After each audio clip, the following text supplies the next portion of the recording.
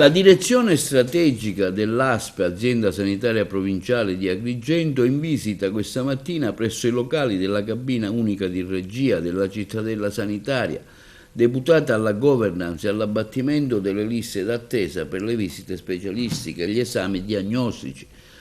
A margine della notizia trapelata dalla regione siciliana e rilanciata da diverse testate giornalistiche, secondo cui l'ASP di Agrigento è la prima e unica azienda sanitaria della Sicilia ad aver raggiunto lo storico risultato certificato di aver azzerato i tempi di attesa per le varie prestazioni.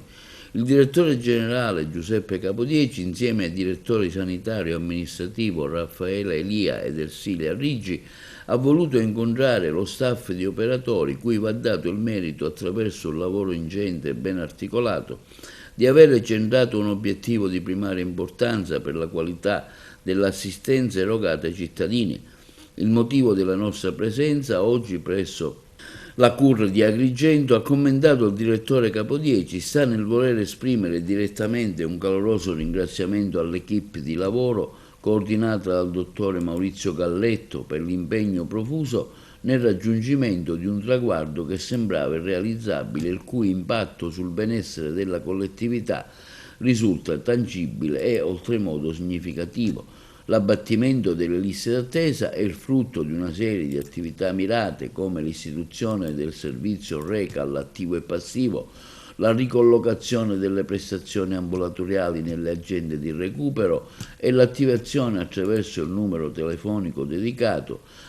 particolari categorie di persone fragili come quelli oncologici o cronici, cui controlli hanno un andamento periodico e costante e necessitano un canale privilegiato. In questo contesto si inseriscono anche percorsi di tutela e razionalizzazione del triage ambulatoriale per prestazioni con priorità B.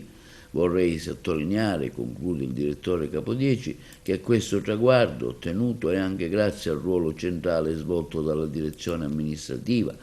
attraverso l'impegno costante della dottoressa Ersilia Riggi, non rappresenta un punto di arrivo per l'ASP di Agrigento, ma concentreremo le nostre attenzioni sul consolidamento del risultato ottenuto per mantenere i livelli di efficienza raggiunti, verificando costantemente la celerità delle liste di attesa.